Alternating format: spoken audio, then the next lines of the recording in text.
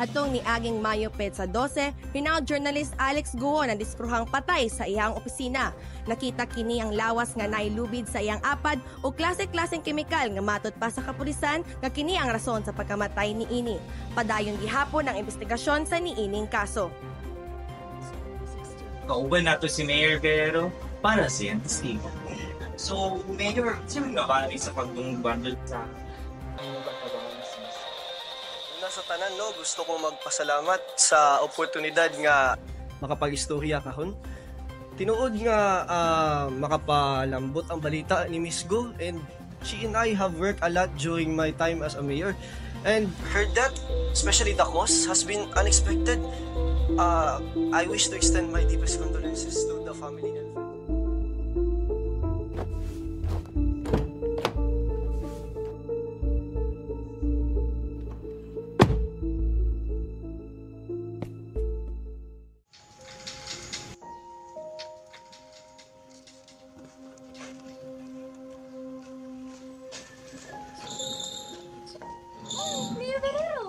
Miss ka ka. Namisita lang. Ikaw lang ga. Namisita lang pud ko. Lagi, dili ko mutuo nga naghikog rato siya. Yana jud usahay gang.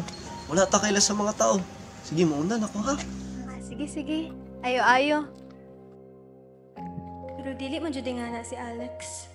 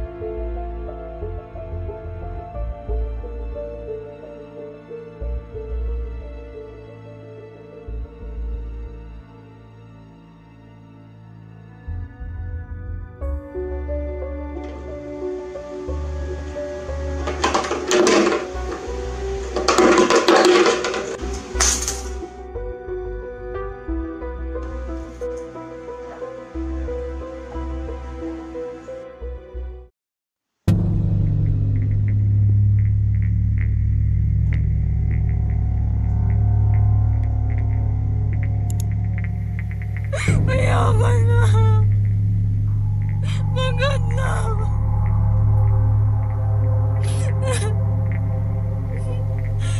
Tingilan mo na ako, Mayor. Nagmamagawa ko.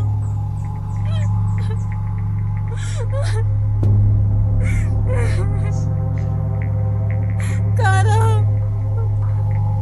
nagtatago ako ngayon dahil hinahanap ako na Mayor. Gusto akong patayin.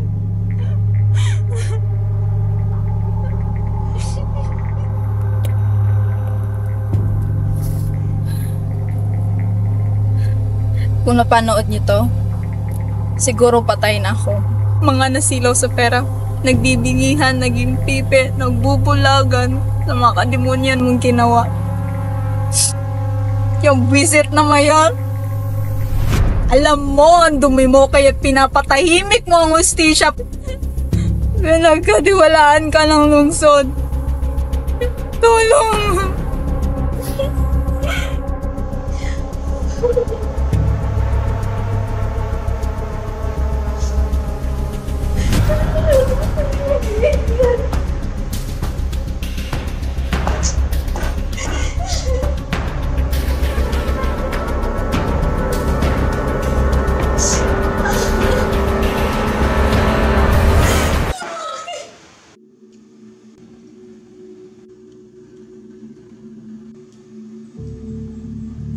sana akong isang source na kailangan kong puntahan sa likod ng isang pabrika.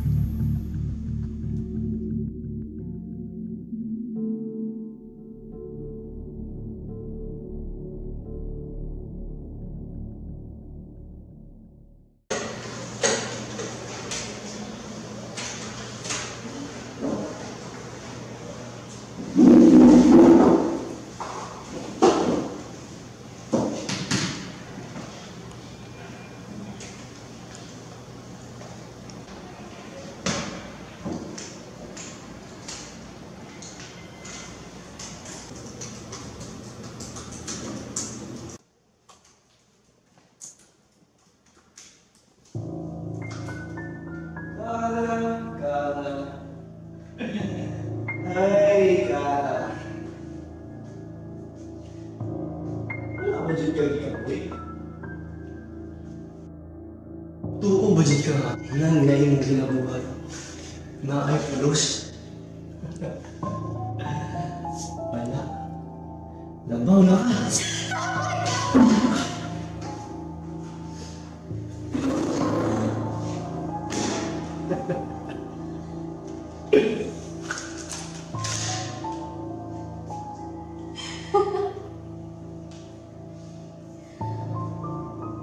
Bakit nagkataon na? Ibot na kayo sa mundo. There can be no justice without truth. Justice.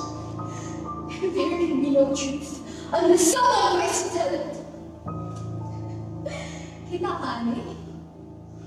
Ako ang magpagawa sa mga.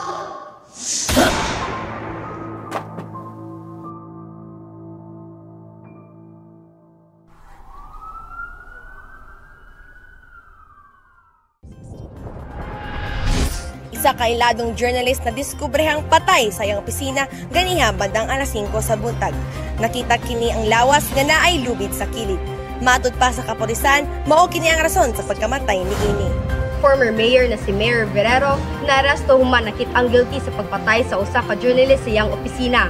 Matod sa kapulisan, ang maong insidente nahitabo sa opisina aron matago niini ang binuhatan sa suspect.